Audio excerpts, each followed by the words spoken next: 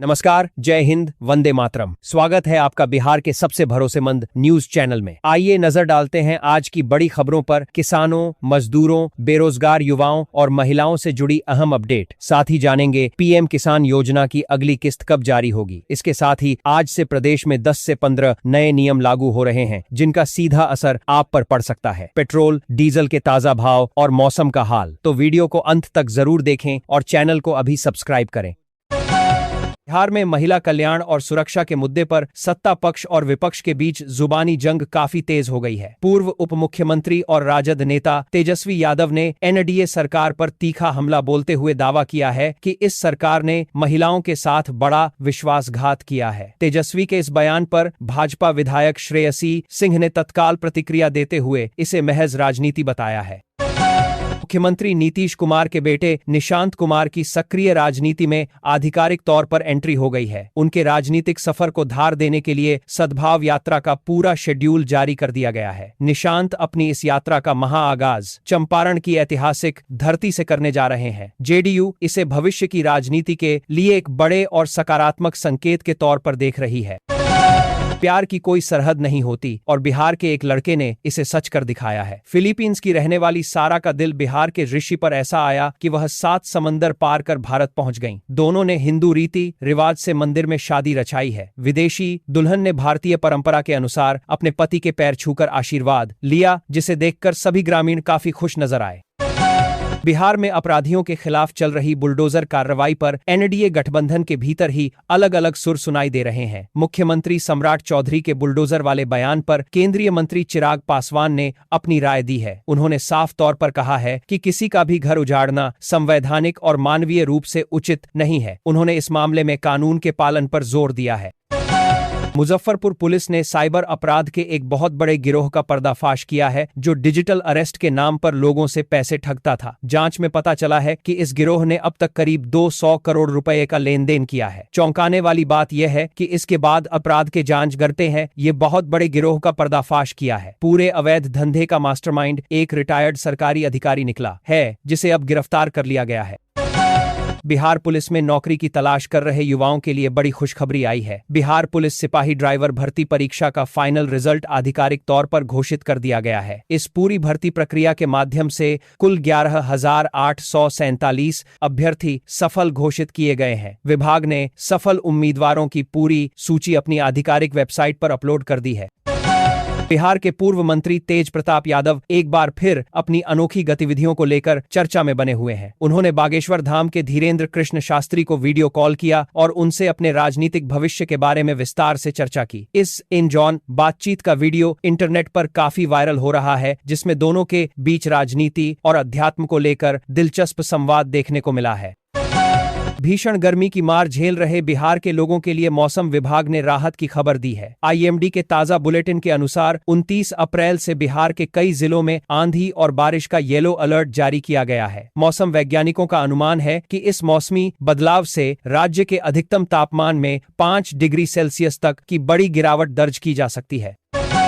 बिहार के सर्राफा बाजार में आज सोने और चांदी की कीमतों में फिर से बदलाव देखने को मिला है। वैश्विक संकेतों और शादियों के सीजन की मांग के चलते कीमतों में उतार चढ़ाव बना हुआ है। पटना और मुजफ्फरपुर के बाजारों में आज प्रति 10 ग्राम 24 कैरेट सोने के भाव में थोड़ी नरमी देखी गई है, जिससे आम ग्राहकों को खरीदारी करने में कुछ राहत मिल सकती है। उप मुख्यमंत्री सम्राट चौधरी ने राज्य के सभी सरकारी स्कूलों और सरकारी कार्यक्रमों के लिए एक बड़ा फैसला लिया है। अब बिहार के सभी सरकारी शिक्षण संस्थानों में वंदे मातरम का गायन अनिवार्य कर दिया गया है। सरकार ने स्पष्ट निर्देश दिया है कि इस सम्राट के बाद चौधरी ने दमाने में आदेश का उल्लंघन करने वाले अधिकारियों या कर्मचारियों के खिलाफ कड़ी अनुशासनात्मक और प्रशासनिक कार्रवाई सुनिश्चित की जाएगी। दिल्ली में एक बिहारी युवक की पुलिसकर्मी द्वारा की गई हत्या के मामले ने बिहार में आक्रोश पैदा कर दिया है। भोजपुरी कलाकार खेसारी लाल यादव ने इस घटना पर गहरी संवेदना और गुस्सा जाहिर किया है। उन्होंने कहा है कि बिहारियों के साथ होने वाला यह भेदभावपूर्ण व्यवहार अब बर्दाश्त नहीं किया जाएगा। उन्होंने इस मामले में दिल्ली पुलिस के रवैये की कड़ी निंदा की है। बिहार की प्रशासनिक व्यवस्था को मजबूत बनाने के लिए सम्राट सरकार ने बड़े पैमाने पर फेरबदल किया है। सरकार ने बिहार प्रशासनिक सेवा के 11 वरिष्ठ अधिकारियों का तबादला करते हुए उन्हें बंदोबस्त पदाधिकारी के रूप में नई जिम्मेदारियां दी हैं। इसके साथ ही जय सिंह को राजस्व विभाग का नया प्रभार सौंपा गया है ताकि भूमि सुधार के कार्यों में तेजी लाई जा सके। तेजस्वी यादव ने दिल्ली में बिहारी युवक की हत्या के मामले को लेकर केंद्र सरकार और दिल्ली पुलिस पर निशाना साधा है। उन्होंने सवाल किया है कि क्या बिहारी होना कोई अपराध है जो पुलिस के जवान ने युवक को सरेआम गोली मार दी। तेजस्वी ने इसे प्रवासी बिहारियों की सुरक्षा का मुद्दा बताते हुए भाजपा सरकार से इस पर तुरंत जवाब देने की मांग की है।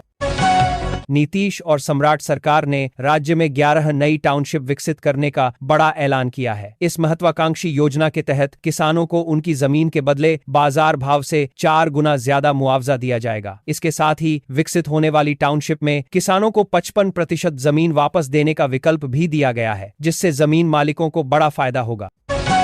बिहार विद्यालय परीक्षा समिति ने राज्य के इंटरमीडिएट कॉलेजों में 11वीं कक्षा के नामांकन के लिए आवेदन की अंतिम तिथि को बढ़ा दिया है। जिन छात्रों ने अभी तक आवेदन नहीं किया है वे अब OFSS पोर्टल पर जाकर अपना रजिस्ट्रेशन करा सकते हैं। सर्वर में आ रही तकनीकी दिक्कतों और छात्रों की भारी मांग को देखते हुए बोर्ड ने यह छात्र हित में फैसला लिया है।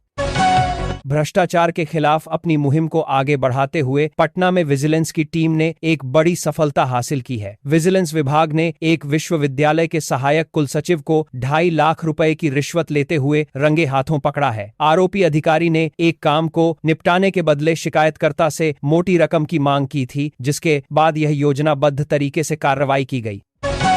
बिहार के छपरा जिले में इन दिनों बंदरों के आतंक ने रेलवे विभाग की परेशानी बढ़ा दी है। बताया जा रहा है कि स्टेशन के पास बंदर अक्सर सिग्नल पैनल के साथ छेड़छाड़ कर देते हैं, जिससे ग्रीन सिग्नल अपने आप लाल हो जाता है। इस वजह से कई महत्वपूर्ण ट्रेनें बीच रास्ते में खड़ी हो जा रही हैं और रेल कर्मियों के लिए यह एक बड़ी चुनौती बन गया है। बिहार की प्रमुख सब्जी मंडियों में आज आवश्यक सब्जियों की कीमतों में अचानक तेजी देखी गई है। चिलचिलाती गर्मी के कारण फसलों को हुए नुकसान और बाजार में आवक कम होने से आलू और प्याज के दाम बढ़ गए हैं। पटना और मुजफ्फरपुर की थोक मंडियों में सब्जियों के भाव बढ़ने से आम आदमी की रसोई का बजट बिगड़ने लगा है और लोग चिंता जाहिर कर रहे हैं।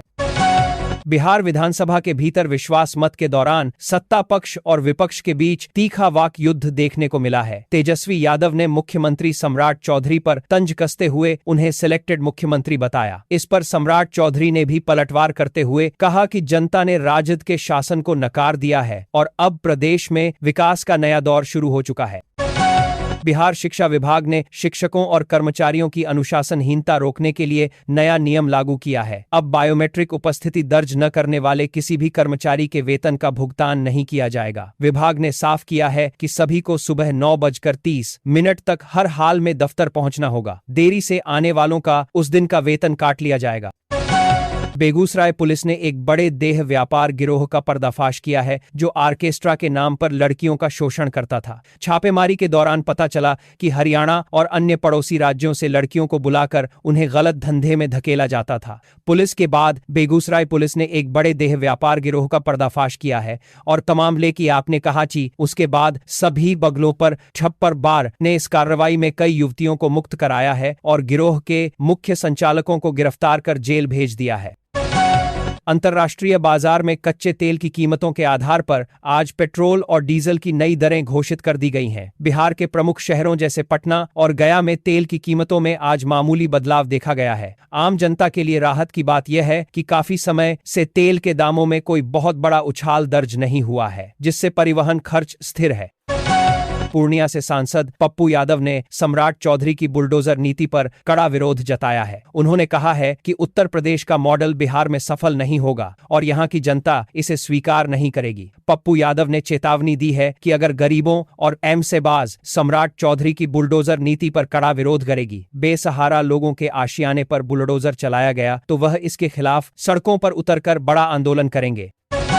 बिहार में 2 वर्षीय बीएड कोर्स में नामांकन के लिए ऑनलाइन आवेदन की प्रक्रिया शुरू कर दी गई है। इच्छुक छात्र ललित नारायण मिथिला विश्वविद्यालय की आधिकारिक वेबसाइट पर जाकर अपना पंजीकरण करा सकते हैं। शिक्षा विभाग के अनुसार इस साल की प्रवेश परीक्षा 7 जून को आयोजित होने की संभावना है। राज्य भर में इसके लिए कई परीक्षा केंद्र बनाए जा रहे हैं।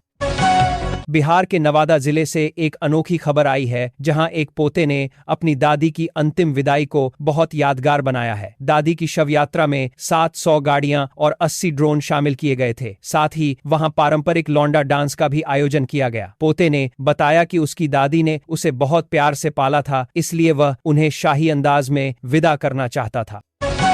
शेयर बाजार में आज सुबह से ही बिकवाली का भारी दबाव देखा गया, जिसके कारण सेंसेक्स और निफ्टी में बड़ी गिरावट आई है। बाजार की इस अस्थिरता का असर बिहार के निवेशकों पर भी पड़ रहा है। आर्थिक जानकारों का कहना है कि वैश्विक राजनीतिक तनाव और ब्याज दरों में बदलाव की आशंका के चलते फिलहाल बाजार में सावधानी से निवेश करना ही बेहतर होगा। दरभंगा एयरपोर्ट पर आज उड़ानों के संचालन में भारी अव्यवस्था देखने को मिली, जिससे यात्री काफी परेशान रहे। दिल्ली और मुंबई से आने वाली स्पाइसजेट की फ्लाइट्स घंटों की देरी से पहुंची, जिसके बाद यात्रियों ने एयरपोर्ट परिसर में जमकर हंगामा किया। भीषण गर्मी में उड़ानों की देरी और सुविधाओं की कमी को लेकर लोगों ने एयरलाइन प्रबंधन के खिलाफ नारेबाजी की है। बिहार राज्य निर्वाचन आयोग ने आगामी पंचायत चुनाव 2026 के लिए अपनी तैयारियां तेज कर दी हैं। निर्वाचन क्षेत्रों के प्रारूप प्रकाशन की नई तारीख अब 4 मई तय की गई है। आयोग ने सभी जिलाधिकारियों को सख्त निर्देश दिए हैं कि वे मतदाता सूची और आरक्षण के कार्यों को निर्धारित समय सीमा के भीतर पूरा करें, ताकि चुनाव प्रक्रिया पारदर्शी तरीके से पूरी हो सके। खाद्य एवं उपभोक्ता संरक्षण विभाग ने राज्य के सभी राशन कार्ड धारकों के लिए एक जरूरी सूचना जारी की है। जिन लाभार्थियों ने अभी तक अपना ई-केवाईसी नहीं कराया है, उन्हें जल्द ही मुफ्त राशन मिलना बंद हो सकता है। सरकार ने इसके लिए 30 अप्रैल तक का समय दिया है। विभाग का कहना है कि फर्जी कार्ड धारकों की पहचान के लिए यह प्रक्रिया बेहद अनिवार्य है। भारत और नेपाल की सीमा पर शराब की तस्करी रोकने के लिए बगहा पुलिस ने एक बड़ी कार्रवाई को अंजाम दिया है। तस्करों ने दूध के टैंकरों में नीचे गुप्त खाना बनाकर शराब की बोतलें छिपा रखी थीं। पुलिस ने गुप्त सूचना के आधार पर जांच की और 2 मुख्य तस्करों को गिरफ्तार कर लिया। मौके से भारी मात्रा में विदेशी शराब की खेप बरामद की गई है, जिसे जब्त कर लिया गया है। जहानाबाद जिले में एक शादी का माहौल उस समय तनावपूर्ण हो गया, जब दुल्हन ने दूल्हे को नशे में देख शादी करने से साफ मना कर दिया। दुल्हन ने देखा कि दूल्हा शराब के नशे में इतना धुत था कि वह जयमाला के लिए भी ठीक से खड़ा नहीं हो पा रहा था। लड़की पक्ष के इस कड़े और साहसी फैसले के बाद बारात को बिना दुल्हन के ही वापस अपने घर लौटना पड़ा। रसोई गैस के उपभोक्ताओं के लिए बाजार से राहत भरी खबरें मिल रही हैं। कमर्शियल गैस सिलेंडर की कीमतों में गिरावट की संभावना जताई जा रही है, जिससे होटल और रेस्टोरेंट संचालकों को फायदा होगा। हालांकि घरेलू गैस सिलेंडर के दाम फिलहाल स्थिर बने हुए हैं। पटना में आज गैस की नई दरों को लेकर ग्राहक सुबह से ही जानकारी जुटाते हुए नजर आ रहे हैं। बिहार की राजनीति में अब सबकी नजरें मंत्रिमंडल के विस्तार पर टिकी हुई हैं। सूत्रों से मिली जानकारी के अनुसार सम्राट चौधरी सरकार का नया कैबिनेट विस्तार 4 मई के बाद कभी भी हो सकता है। भाजपा और जदयू के शीर्ष नेतृत्व ने नए मंत्रियों के नामों पर अपनी अंतिम मुहर लगा दी है। माना जा रहा है कि इस बार कई युवा और नए चेहरों को मौका दिया जाएगा। दरभंगा जिले में शिक्षा के मंदिर को शर्मसार करने वाली एक घटना प्रकाश में आई है। एक निजी स्कूल के शिक्षक पर अपनी ही नाबालिग छात्रा को बहला फुसलाकर भगा ले जाने का गंभीर आरोप लगा है। छात्रा के परिजनों ने इस मामले में थाने में प्राथमिकी दर्ज कराई है। पुलिस अब आरोपी शिक्षक और छात्रा की तलाश में विभिन्न स्थानों पर छापेमारी कर रही है। बिहार के पश्चिम चंपारण जिले के लिए एक बड़ी औद्योगिक खबर सामने आई है। कोल इंडिया यहां 500 मेगावाट क्षमता का एक बहुत बड़ा सोलर पावर प्लांट लगाने की योजना पर काम कर रही है। इस बड़े प्रोजेक्ट के पूरा होने से बिहार बिजली के उत्पादन में काफी हद तक आत्मनिर्भर हो जाएगा और इससे स्थानीय स्तर पर रोजगार के नए अवसर भी पैदा होंगे।